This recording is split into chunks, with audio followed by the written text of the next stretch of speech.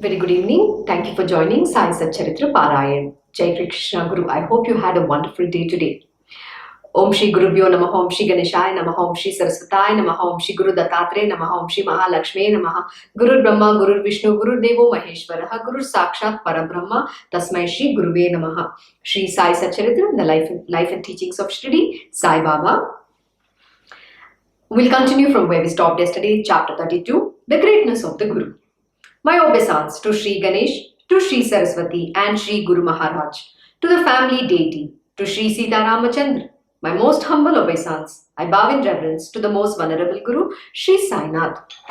We stopped at verse 91 where Baba was describing what are the different kinds of saints that exist and how you need to have the Guru's grace. I'll read the verse 91 where we stopped yesterday and continue from verse 92. The ways of the saints are always contrary to those of the world. This knowledge is born of experience. Here, faith alone is one sustenance and the Guru's grace, the only means. So we were discussing yesterday about how it is so important to experience that which you learn. So knowledge is born of experience. You will get more knowledge when you experience the truth. So knowledge is not just reading the book. Like I mentioned, that we need to experience what we have learned. Otherwise, it will only become a bookish knowledge. And then, with the faith alone, and the grace of the Guru, that will you experience. And that is only means to get that real-time experience. So verse 32, to the rigid ritualistic, there is the binding of injunction and prohibition. To the jnani, there is ego in his superior knowledge. And to the yogi, the shortcoming of being a hypocrite. Thus, nothing will really work here except firm faith. So beautiful.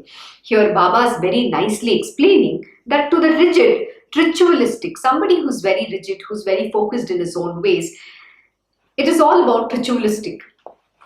There is the binding of injunction and prohibition. Means there are do's and don'ts and you have to very strictly follow to that and you have to adhere to that. To the jnani, there is ego in his superior knowledge.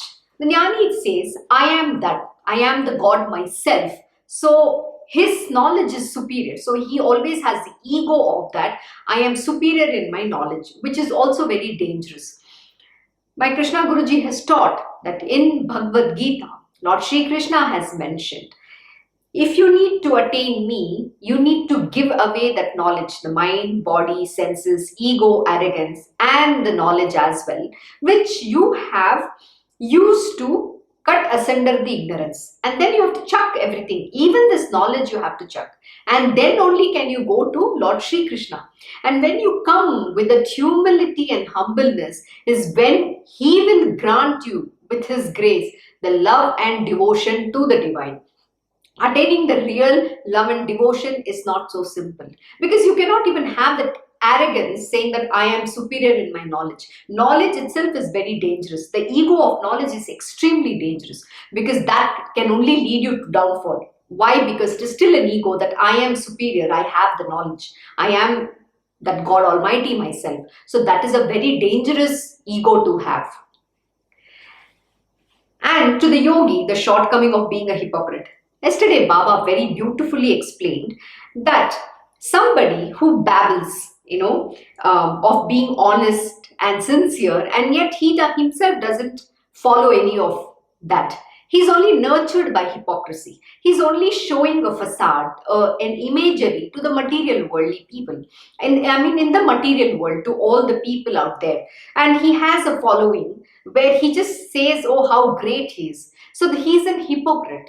You cannot have this kind of a yogi teaching you spiritual knowledge because he himself is a hypocrite. So that is his shortcoming. Thus, nothing will really work here except firm faith. See, what Baba is here saying is that it is the faith that you need to have in the Guru which will evolve you on the path of spirituality. Nothing else will give you that knowledge or experience to understand the real truth. That is exactly what Baba is mentioning. The learned pandits are blinded by arrogance. There are all these learned panditjis, no? They have got degrees and saying, oh, I am the Vedantist, I have graduated, all that they have, but they are arrogant. You cannot have arrogance of knowledge. That is exactly, again, we are talking about. You cannot, have a debate on how much knowledge do you have. So the learned pandits do this. There are many stories as part of our, in ancient scriptures, it is mentioned how people want to, demonstrate that they are the great jnanis, and they are not the jnanis, the learned pandits. They are the learned pandits who are superior again in their knowledge. So they want to have this debate. And then in a king's court, they will come and want to display the arrogance of that knowledge. And that is not good, because knowledge is not for displaying. Knowledge is to spread the goodness, spread the truth, spread the love. This is what my Guruji teaches. So knowledge is there so that you can share to the world whatever that good that you have learned. Every knowledge that you learn can become, embedded in you, can go deeper, and you will become, better and better at it. Only when you give that knowledge to this world. You have to share knowledge. Knowledge is not for just my own purpose, like, oh, I have learned this. No, whatever my Guruji has taught me, it is for me to give it to the world, because I have benefited from it. Likewise, there might be a lot of other people in this world who will benefit of it. So it is important to share that knowledge. Always goodness is to spread. Love you have to spread. That is how this world will also become beautiful. Someday someone will benefit from that knowledge, and they will also go on that path. So why should you be selfish of holding that knowledge? Anything that is good is very important to spread in this world.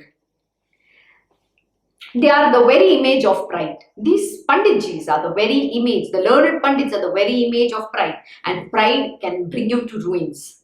It's very important to always be humble about who you are, and never display of your knowledge, the ego of knowledge, the arrogance of knowledge. Never have pride in it, saying, I know this. That I know is a root cause of your destruction. That I know. Never say I know. I do not know. The ego, cannot know. Knowledge cannot be understood by the I. Knowledge is self-revealed. It illuminates itself within yourself. When you evolve on that path, when you have just the faith, faith in the Guru's words, when you surrender to the lotus feet of the Guru, the knowledge is self-illumining within yourself. So you cannot know. I cannot know. I don't know. That is the truth. The I has no knowledge. Knowledge is universal. So that is why we say the Guru is Satchidanand, truth, knowledge and bliss. This knowledge is the truth alone. So only you can experience it, you can understand it, but you cannot say I know. I doesn't know. So never have this ego of knowledge. The jnani runs away at the very sight and does not keep their company. Let us understand why does he run away. The jnani says, can there be any God other than myself? See, that is also ego, okay? He says, I am that. Means I am that God myself. So that itself is an ego. So here it says, the jnani says, can there be any God other than myself? Myself being enriched with true knowledge, I am myself the supreme consciousness. So this is again dangerous. Yes, you might understand that you are that, but you cannot again say I am that. That's an ego. See, there is, Ramakrishna Paramahamsa Ji has very beautifully taught in the Gospel of Ramakrishna that he says that you need to maintain that little ego between the God and yourself. The little I is very important. You know why? Because you have to, only with that little I, that, you can attain that bhakti. So you know that you're always, not equal to God, but you're always below the God, which means God is always superior, and you want to be a devotee, a bhakt. You always has to aspire to be a bhakt. And then that little ego is very important to experience the devotion. So Ramakrishna Paramahamsa Ji has very beautifully said that you have to retain that little ego so that you can love the divine. You can say, I love you, but in humbleness, in humility, in surrendering that ego, I, me, myself unto the lotus feet of the divine, and only being the devotee. That is why the path of bhakti is very beautiful.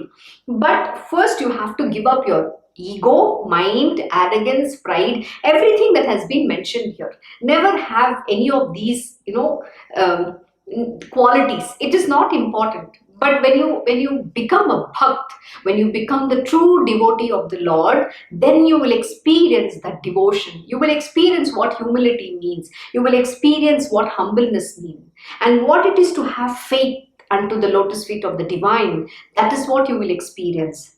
So here it says, the Jnani says, can there be any God other than myself? Myself being enriched with true knowledge, I am myself the supreme consciousness.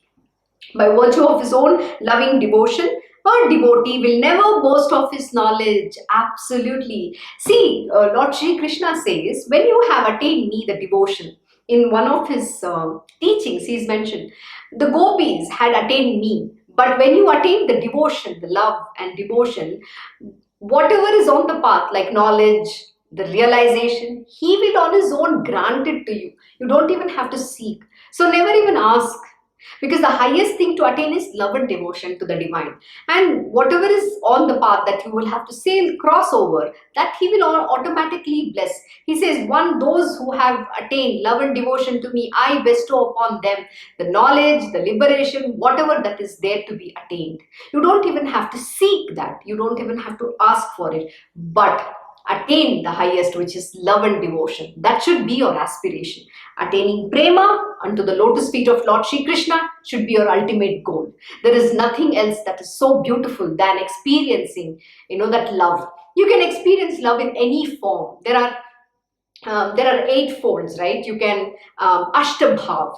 Whatever bhav you want, you can look at Lord as your friend, he's your father, mother, brother, husband, sister, whatever that is. Even son, whatever that you want to experience in him, you must experience that love in that form, and he will bestow upon you. But have that single pointed goal. That single pointed devotion is extremely important. It is exclusive devotion and it is not inclusive. So you have to have that oneness with the divine. He must be the ultimate goal. There is no other goal around you. So that single pointed devotion is what you have to seek. And here he says, he offers himself, body, mind and wealth at the Swami's feet. So he surrenders completely unto the lotus feet of the Guru. Your mind, body, senses, your wealth, everything is surrendered unto the lotus feet of the Guru. He says, everything is yours.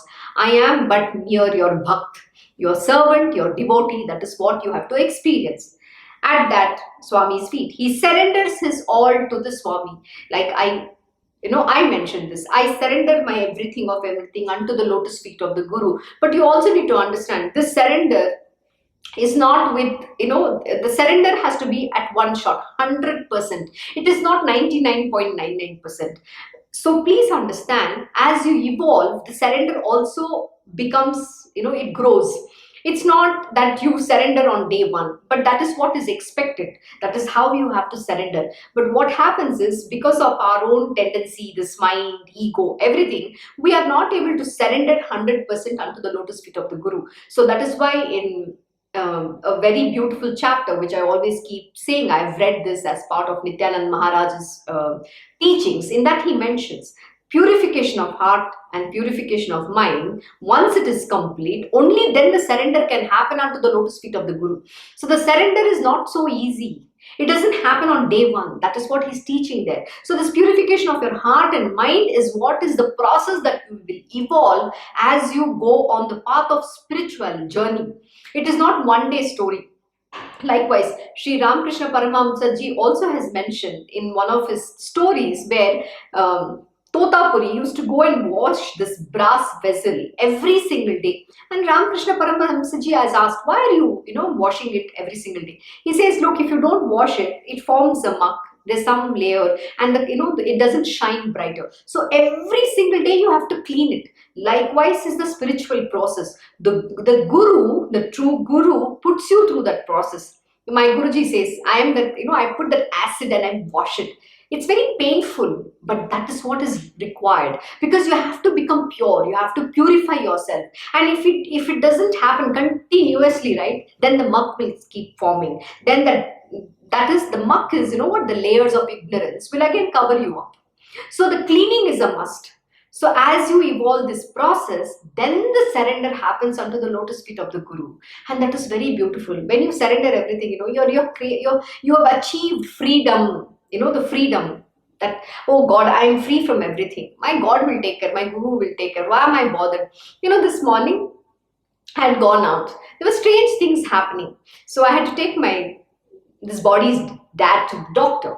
And when I went to the doctor, the doctor started saying certain very interesting things. He's saying, we have to be very careful. It was like a gloomy picture. He said, oh, this weather is bad, so you be very careful. Make sure that nobody catches cold. He was basically giving a guidance how to be safe. At the time, it felt like, oh my God. For a moment, I was not when I came out, I was not existent. I didn't like what's happening. But whatever that feeling, see that feeling of good, bad, happy, sad, is all happening to the body. And this teaching about, I am not this body. Why am I thinking I am the body? It is not happening to me. It is just, we have to go through it. But my Guruji is there. What is there to fear? Baba says so beautifully. Why fear when I am here? That is the truth. My Guruji is there. And within myself, this, it's always, when the mind comes, it's a contradiction, right? Your heart, which is the divine who rests within your heart, is saying, why are you bothered? You have surrendered to your Guru. Your Guruji is there to take care of you. You just have to go through the flow. See, going through the process, going through the journey is extremely important. It seems very painful. It seems every single day this existence is, oh God, I don't like to live in this world. What is this world? I don't understand. This aversion comes. And that is extremely important, because you have to get detached from this world, and you have to see the world as just the divine almighty alone. You have to see God in everything. This is what my Guruji teaches. When you see God in everything, then you will find goodness. But actually the other way around. First you have to see goodness in everything. You have to see good in every aspect. Even if the doctor is saying, yes, the divine, it's like, oh, my Lord Shri Krishna through him is saying me, be safe. Wear mask, protect yourself, stay safe. But can you see goodness in it? Yes, that is what I have to see. Not taking the downside of life. Everything is happening for the good alone. Even this pandemic, if we think it's so painful, no, it's not painful, but this whole event is happening for the well-being of this entire universe. But in how we cannot understand. My Guruji says, he has taught, when there is certain event that has happened, the universe, she puts everything for a standstill. She is cleansing. It's a cleansing process. And during that, there are certain collateral damages that happen. Sickness is there, everybody is suffering, all that is happening. But you have to look at the upside of life. There is something good in everything. Similarly, when you see this goodness, then you will experience the divine in everything. Then you will experience love. But most important, it all begins with, you have to practice, even for me. So what I went through was, it was a strange feeling. Like, I don't like anything. I don't know why I'm there. I don't know what is this life is all about. It's frustrating everywhere. Whatever is happening is not exciting. But you have to go through. The body has to go through. But that is what is sweet. Why are we resisting it? Why are we feeling it's terrible? Accept and see the goodness in it. This is what my Guruji says. You should be able to always take good from everything. And this is not easy to practice day one. It doesn't come day one. You have to consciously make an effort to practice. And practice till the time you will finally get there. So it's okay. You might make mistakes. You might fall someday. You fail to understand. It's all going to happen. Yesterday, my Guruji was teaching me something very beautiful. He was telling, he had asked me to give an impromptu speech. And I was struggling with, what should I talk? Suddenly you start feeling inadequate. I don't know. That's what comes. And that time he said to me very beautifully something. He said, some of the great people in this world, and they've given the best speech of their lifetime, it has not come to them just like that. Nobody becomes great on day one. We all have to learn. We will fall. We have to get up and walk again. We have to rather run again. And the fall is not just one time. You're going to fall many times. But it's okay to fall. But get up and run. You have to learn. Yesterday, I was not up to the mark in my satsang. I think I stammered a bit. I was not with the flow. There were certain things that happened. I don't know why. And then my Guruji came and he gave me a feedback. Look, you should focus. There was certain mistakes you made. So every day after my satsangs, he will say, okay, you did this better, but this is where you made a mistake. That mistake, that lesson is very important to understand what is the mistake I'm making. Because this is my first time. So I have to better every single day. This is what my Guruji teaches. In fact, today's satsang, in which he gave from Samarth Ramdas Das Bodh, was very beautiful. In that, Samarth Ramdas Maharaj is saying that for the great masters, they will have to put a lot of effort in preparing. And today, sometimes I get scared, oh my God, I didn't study or I did not go through this. That happens. You feel inadequate. You know why? I listen to my Guruji satsang and his satsang are so perfect. He'll give you some of the best examples. There are things that he talks which will, build your knowledge. You will grow in your knowledge. That is who he is. He is knowledge incarnate. Yes, it's not about me competing with him. It's about aspiring to be little like him, which means I have to put a lot of efforts. It's not the sitting here and giving satsang is not a joke. I have to myself learn first. And the words, of course, the words are of the Divine Lord's wisdom, my Guruji's wisdom.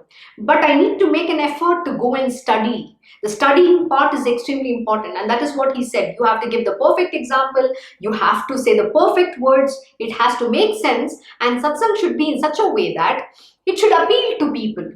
You should feel so intensely wanting to listen, and that's the way you have to teach. So this is knowledge, you're imparting knowledge. So this cannot be done, just for the heck of it. I have to do satsang, I'll just open and read. No.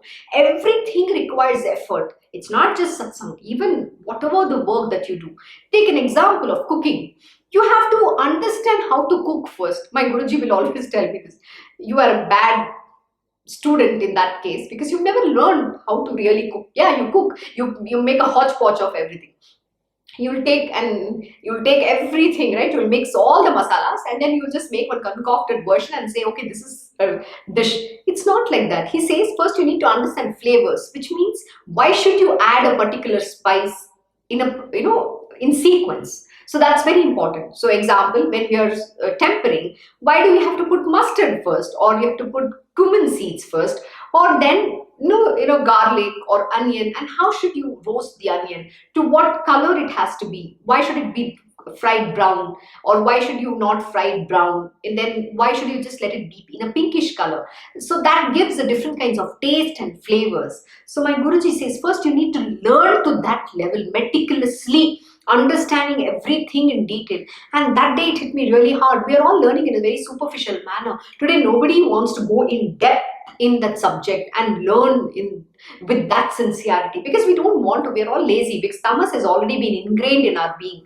We are in Kali Yugam. Kali Yugam is nothing but full of tamasic in nature. That is what it drives the human being to become completely lost in tamas, which is filled with inertia, lethargy. And very soon with Devi Mahatmyam, we learn how to fight this inertia and lethargy. That is what Devi Mahatmyam is all about. Not just that, but all other demons. And today my Guruji has put a very beautiful update in which he says that don't just think that, you have been able to overcome your tendency. Don't even gloat over it. The moment you even think that, I have been able to conquer this tendency of mine, please know that the demons are going to, wake up and then create a havoc in your life.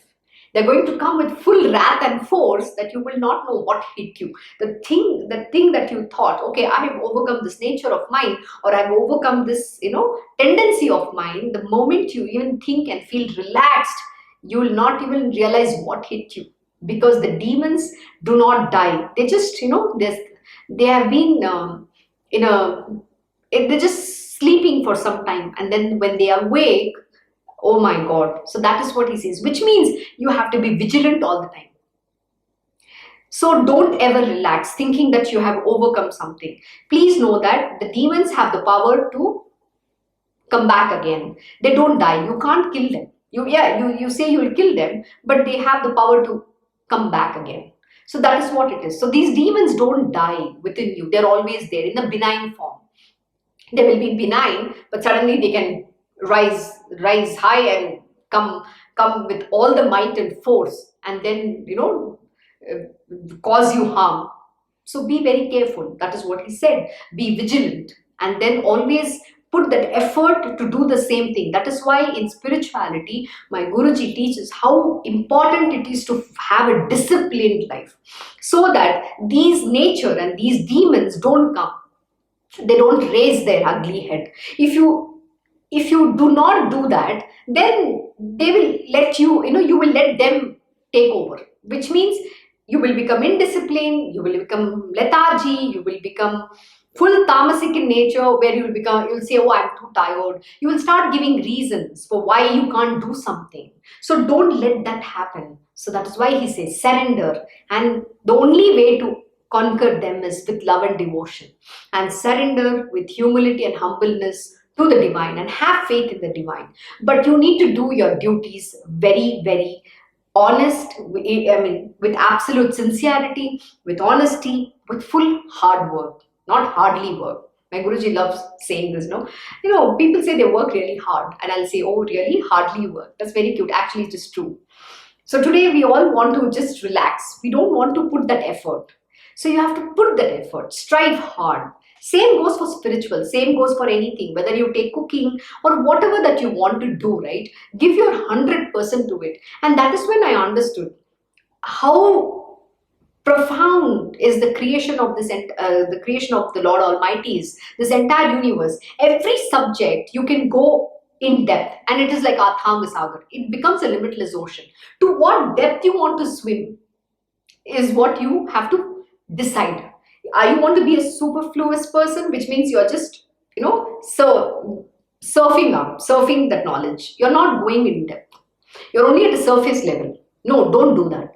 Go in depth. Learn, study hard. You need to understand that at that level. Then only you can grow, and then you can impart the knowledge, give that knowledge to this world, which will benefit everyone. Such is what my Guruji is. He's the knowledge incarnate. And that day, it hit me really hard. Oh my God, every subject by itself is so vast. And nobody's, the master of that subject.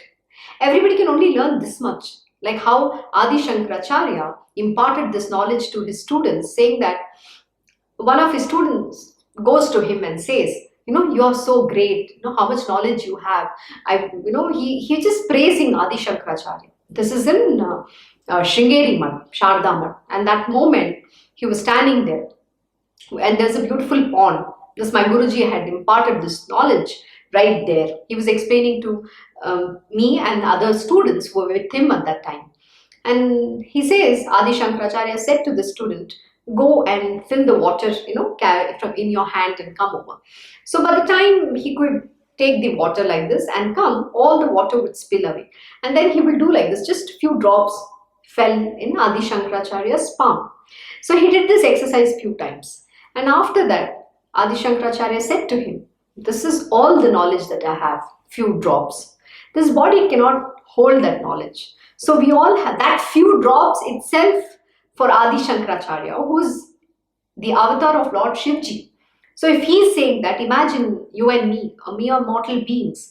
But what we need to do is, we need to give that sincere effort. We need to put in that hard work. Be absolute sincere in that studies or whatever the work we do. Then that knowledge will evolve. Whatever that few drops of knowledge that we need to get, we need to be very, very truthful to that. So you have to work hard, no matter what subject that is. So be very truthful to that and give your best. That is what spirituality is also. It is not so easy. So coming back, he does not dwell with the pride. This is my achievement. This is the majesty of my power, or the grandeur of my powerful intellect. So you don't display your power. You don't show the world, oh, I am the greatest, I am the almighty, I am the learned. You don't demonstrate that power. He does not swell with pride. Pride is very dangerous. Never ever have any pride. The moment you have pride, please know that your fall is imminent. You're definitely going to fall. So don't demonstrate that pride in you. Never let pride take over. Always say, be humble. Just do Krishna Arpan, whatever that Lord you want to say. Guru, I surrender to you. Like that. Baba, I surrender to you. This knowledge is not mine. Never acknowledge yourself in anything. My Guruji will always say this. I don't know. I don't have any knowledge. I don't know anything. The first word he'll say is, I don't know. But the moment you sit with him and he starts teaching, and you'll feel, oh my God, what is this? You'll feel ashamed of yourself because you have not put that effort. Here, my Guruji also has done this sadhana. They have worked hard, they've learned. Even today, like I keep saying, he reads, he studies 8 hours in a day. Can you do that? And today, myself, I feel ashamed that I am not able to keep up to that. I need to be just 1%, may not be 8 hours. Even if I read 1 hour, it's a big deal. I need to put that much of effort. This is my achievement, this is the majesty of my power or the grandeur of my powerful intellect. Never demonstrate any of this. Whatever happens by God's will. Always say that. Everything acknowledge to the divine. Don't take any credit, whether good or bad. Just surrender to the will of the divine. Lord, you have given, be it good, be it bad, I only surrender to you, and graciously accept that which comes to you in your life. It is He who raises you up or brings you down. It is He who fights or makes others fight. He alone is the doer and the impeller of all actions. Please know that everything happens at the will of the divine alone. That is why we say even a blade of grass doesn't move without the will of the divine and the grace of the God. So here it is very clearly mentioned, He who raises you up or brings you down. It is He who fights or makes others fight too. He alone is the doer and the impeller of all actions. This is extremely important to understand.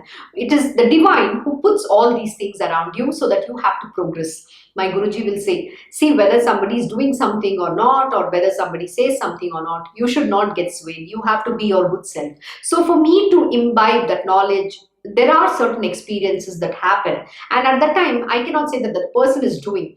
Please, you need to understand it is the will of the divine which is working through them so that we all learn.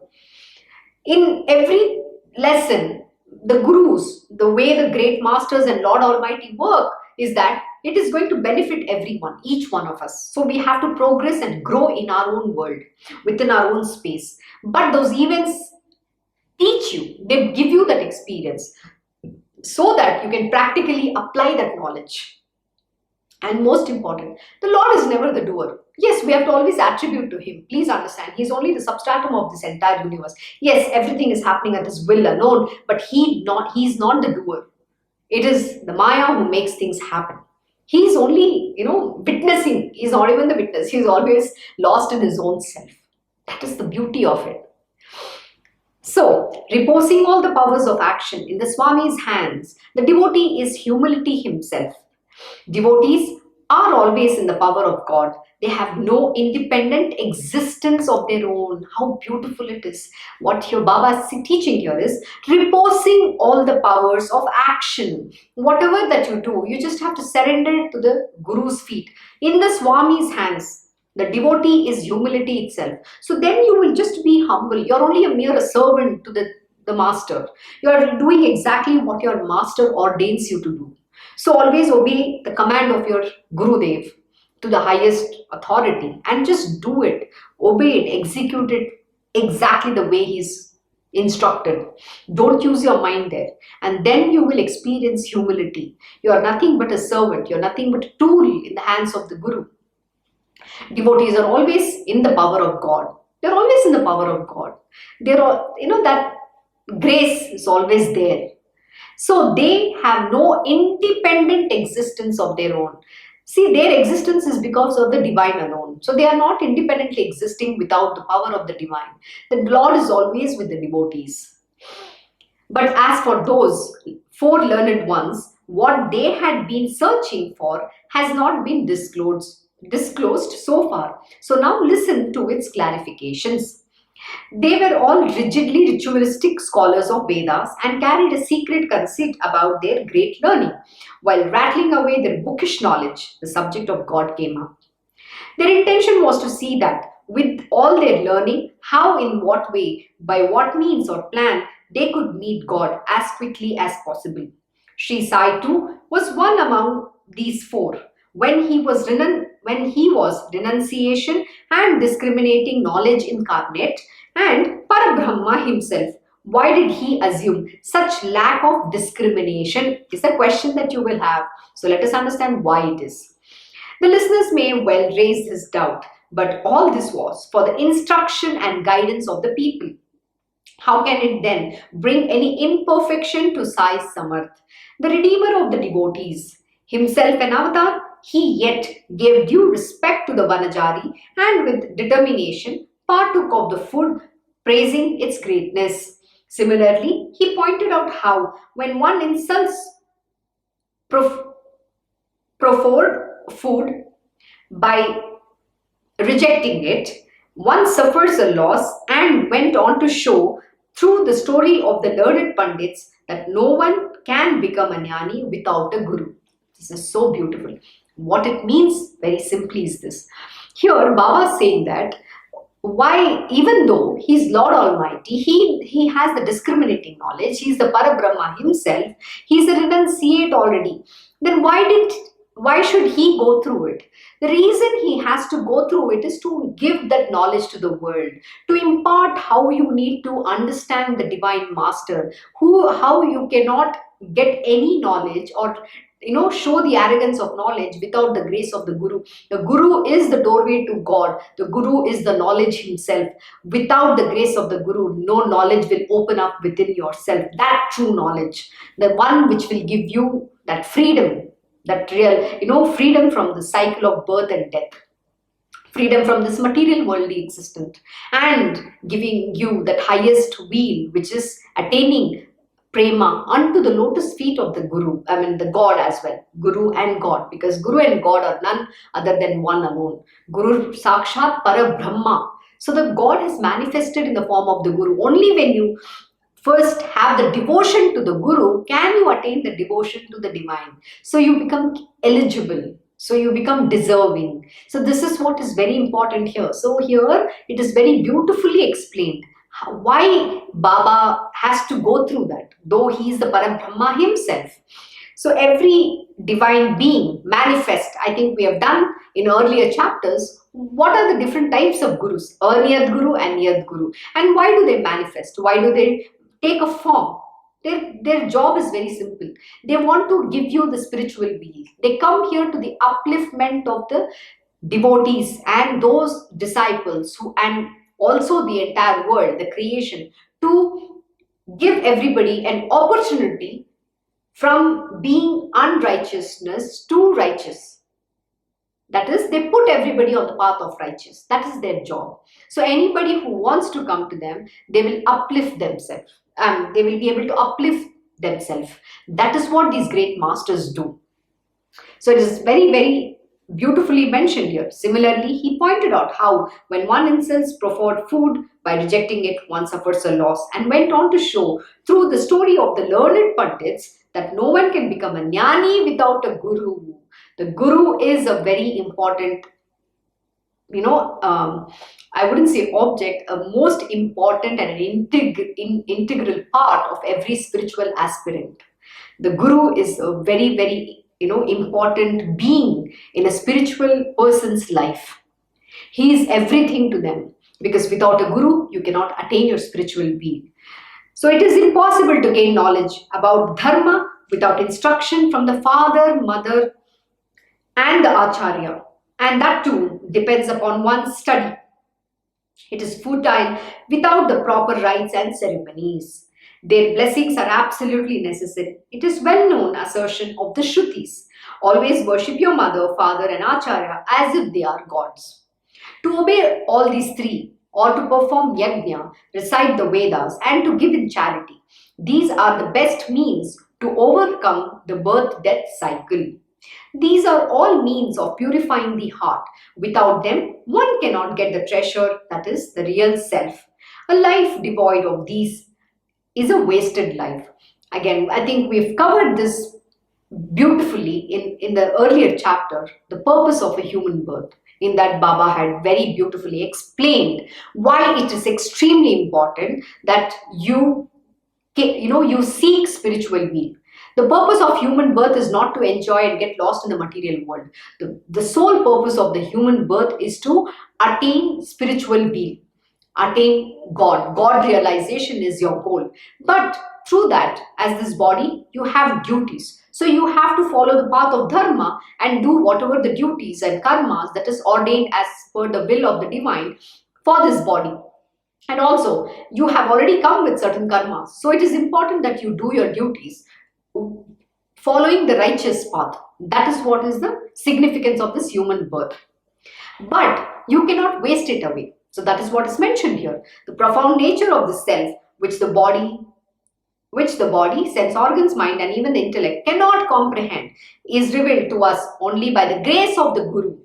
So the Guru is a very important being, and to seek the Guru is the real existence of this human birth. You have to keep seeking, and when the time is right, and with the Guru's grace alone, you will be able to meet him. But seeking is a must. So here is saying the profound truth of self cannot be understood by the mind, body, sense organs, and the intellect. You cannot comprehend it. It is revealed. See, it is revealed. That's why we say self-realization. It is revealed to us only by the grace of the Guru and not by anyone else. Even you can go pray in all the temples, do all the rituals, rites that was mentioned. You're not going to be able to attain. Guru is the doorway to God. This is the truth, the Param Satya. That is the truth. There are no two ways about it. Where the testimony of the eyes or the reasoning becomes unacceptable, to who else but the Guru can reveal it to us as effortlessly as a myrobalan on the palm of one's hand. He says, where the testimony of the eyes or the reasoning becomes unacceptable, because we don't understand. We always rely on our mind or our intellect, and also what we see, touch, feel, the sense organs. These are not capable of giving you that experience. That is why it said this is revealed. They cannot comprehend. You can't comprehend.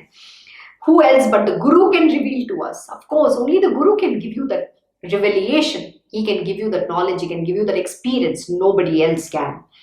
Dharma, Artha and Kam, the three of the four goals of human life. Dharma, Artha, Kam and Moksha. The last is the Moksha. That is the four goals of human life can be attained by making great effort. But all effort to attain the fourth, that is the Moksha, the highest goal, is futile without the Guru's grace. Absolutely.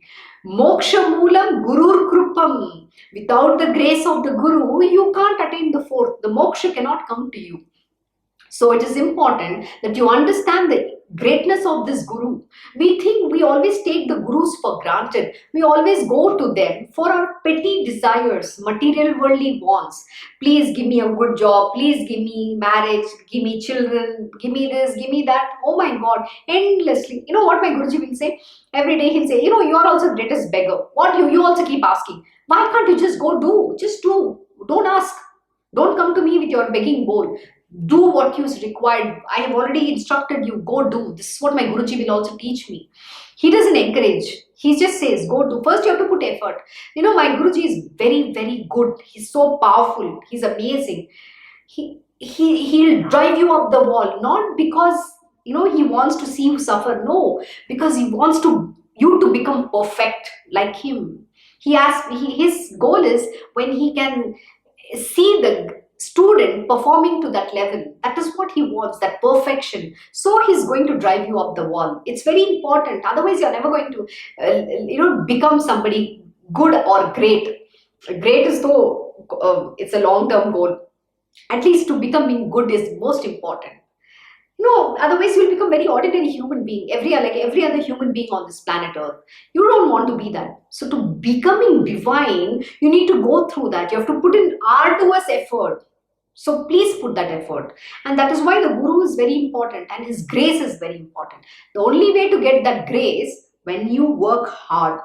You have to be very disciplined. I think I keep saying this over and over and over again. You know why? No matter how much you know this knowledge, you know all of this, but yet you will not do.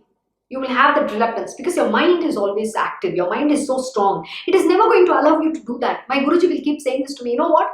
You know everything, yet you will not do. Why? Many a time you just get relaxed. You become indisciplined. Why you do that? No. Keep at it, go ahead. Someday you have to reach there. That should be your goal. You have to drive yourself. Nobody else can drive you. We all get very relaxed, 2 days we will do, third day we will stop. And this is where the mind is going to keep waiting. And then it will tell you, give reasons. Oh, today you were tired. Oh, I couldn't write this. Why? Because I had to go out. So, we are so petty people. We become petty human beings. But you're the divine yourself. So why do you make yourself into that petty human being, listening to your mind? Your mind is not going to show you the upside. It is always going to show you the downside. No, train your mind. This is what my Guruji will teach me. Train your mind. You have to train. You have to, not let the horses run hither, thither. Train the mind. Control it. Because you got this grace and this knowledge is there. Everybody is not having this knowledge. So when you have, and today those who are listening, you're getting this knowledge. So please make that effort. It is for your own good only. Like my Guruji says, what is that I'm going to get from this? Do I need to achieve anything? Similarly, Lord Shri Krishna also has said in Bhagavad Gita, I have nothing to achieve. Yet I have to do all these things. And everybody cannot see me. People consider me to be an ordinary human being.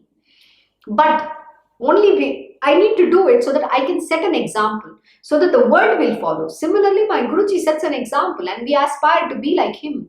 It's very difficult to meet his standards, It's so tough and I feel so terrible. He's the highest.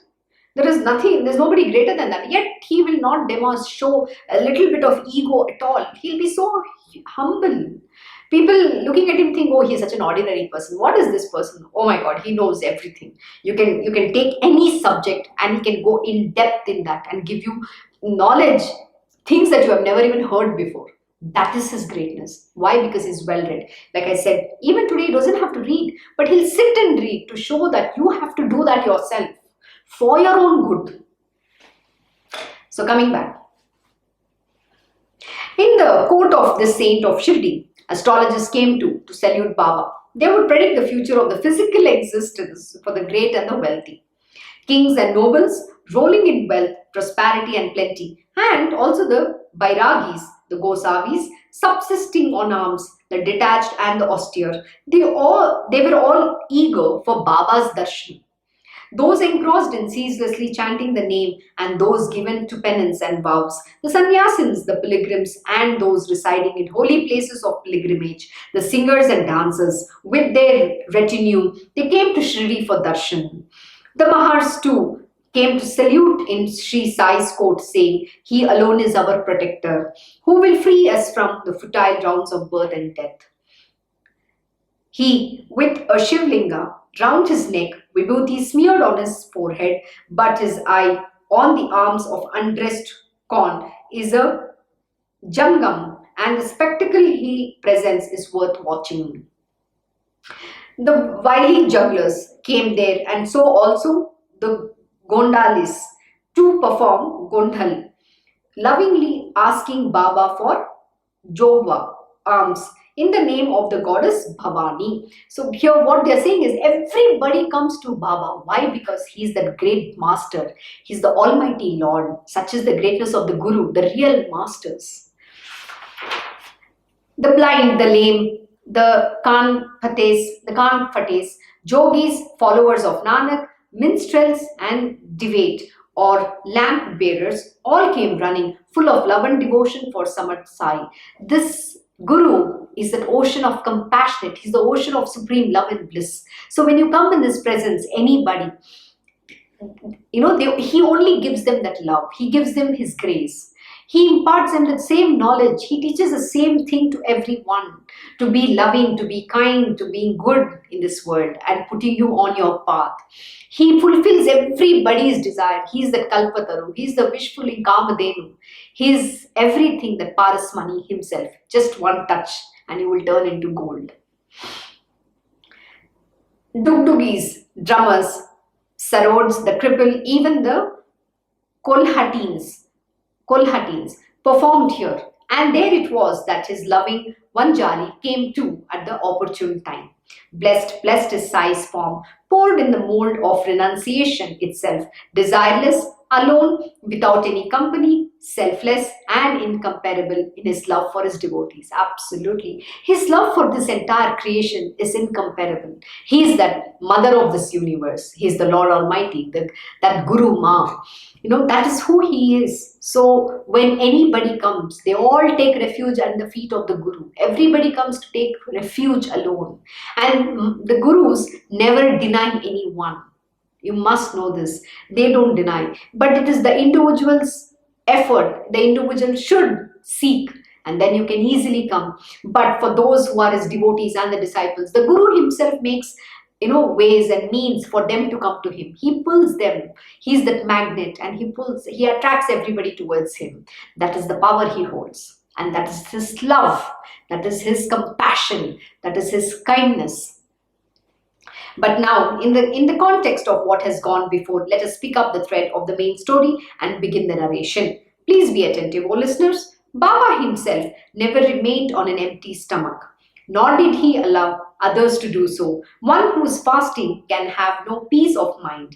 How can he then attain the spiritual end? Actually, we discussed this early on. Why, when the Vanjari said, eat bhakri, you cannot keep searching. You have to first eat and fill your stomach, and then you search. So it's very important to eat. They say in Marathi, very beautiful saying, Ati potobha mag vitoba, means you have to first fill your stomach and then search for God. Because when you cannot search God on empty stomach. Why? Because your mind is going to say, I'm tired, I'm hungry. So it's never going to be focused on that goal. So it's going to constantly keep telling you you're hungry. So always eat and then seek God.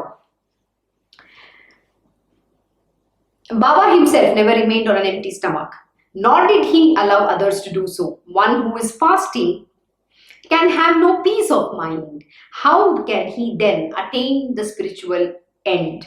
God can never be attained on an empty stomach. Hence, pacify the Atman first. I shall narrate another story with the same lessons. So please, for anybody who gives into this fasting, don't give into this fasting and all that. There is no concept like that. As per our scriptures, it's never mentioned that you have to fast. But even if you fast, you can eat a fasting food. In North, we are used to. In our Krishna ashram, we eat sabudana khichdi. So that is what, sago and potato. We make it in a very simple way. And that is what we eat. You can go look up the recipe in Google or YouTube. You'll find it there. Sabudana khichdi. That is what we eat. And that's a fasting food. So you're never on an empty stomach. You should never do anything on empty stomach. So always, seek God with full brim. Your stomach has to be filled. At the height of noon, when the soil turns upside down, the importance of food becomes clear to the mind. And at such a tiring time, if the bodily organs do not receive morsel of food, they become enfeebled and forget to function efficiently. Unless the hunger is appeased with food, how can the eyes find God?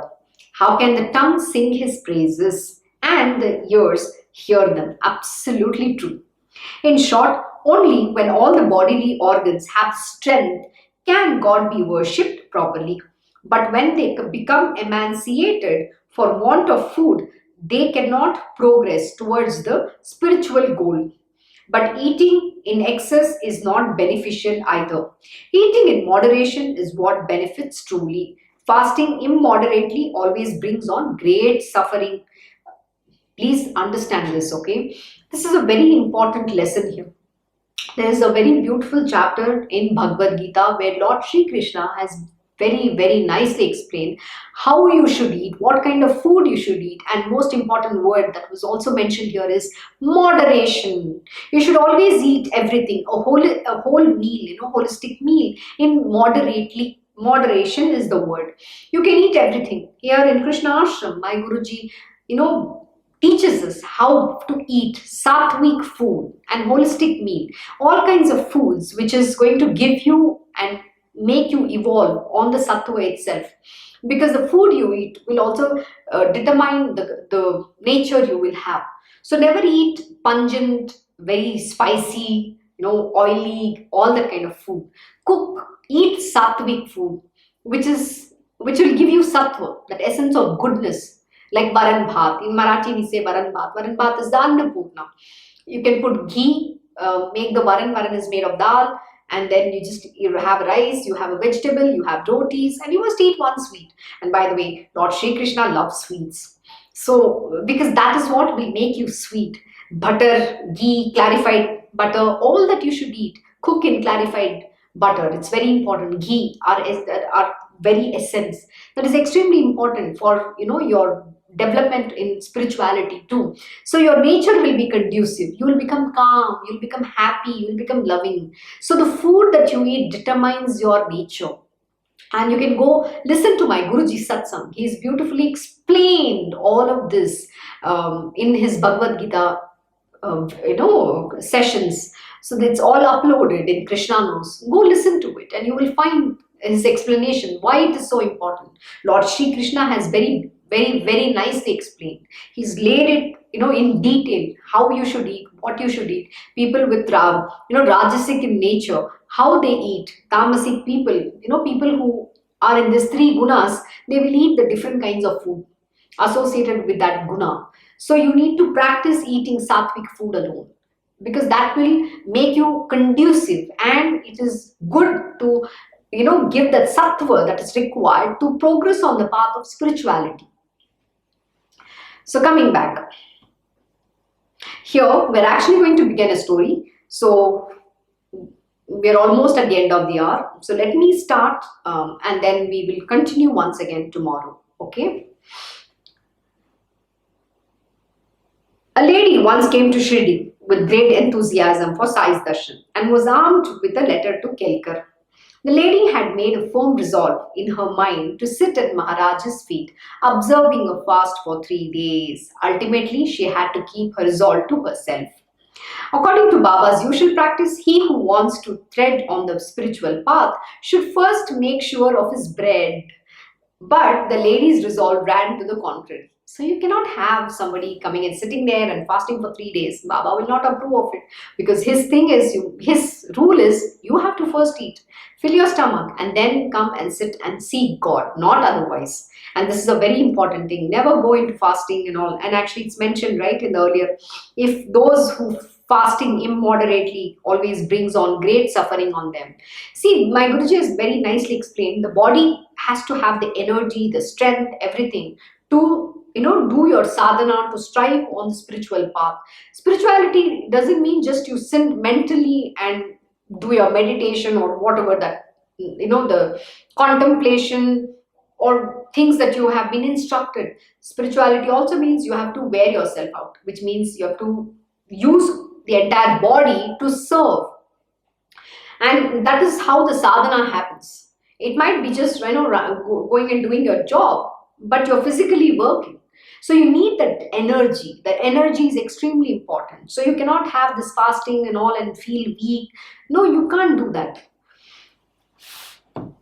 He who wishes to meet God should first eat.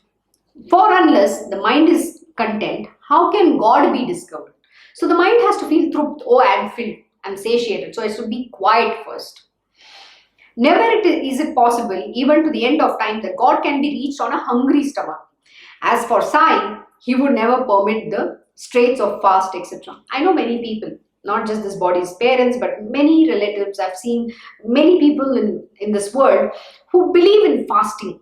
They think that when they fast, that they're going to achieve God. I didn't understand until I met my Guruji, and then he imparted how most important thing to God realization is you have to eat, you have to be healthy. Your body is this temple. You don't starve yourself. Why? Because the Lord is living within you. So when you do not offer the sacrifice, eating food is a sacrifice. There are different, there's your God in the stomach, and that sacrifice is very important. And if you don't give that sacrifice, then it's going to produce acid, everything, which is going to cause harm to your body. So keeping your body healthy is a very important aspect itself of spirituality. Okay, so this body is a temple. You need to treat it like a temple. So you have to take care. It means you have to give it enough subsistence, the food, the right food. You have to do your exercise, all that. Why? Because that is what will make you evolve and do your sadhana on the path of spirituality, not otherwise. So with this, we will stop here and continue the story tomorrow, because I don't want to start and then stop midway. Okay. Thank you for joining the Sai Satcharita Parayan. I hope you enjoyed today's lesson and understanding the greatness of the Guru. See you all tomorrow. Om Shri Mahaganapate Namaha, Om Shri Gurudev Datta, Om Shri Sachidananda Sadguru Sainath Maharaj Ki Jai, Om Namo Bhagavate Vasudevaya, Digambara Digambara Shripad Vallabha Digambara, Om Shri Krishna Gurunath Natha, Shri Guruve Namaha, Om Devi Durgaya Namaha, Om Shri Krishna Arpanamastu, Krishna Vande Jagat Guru.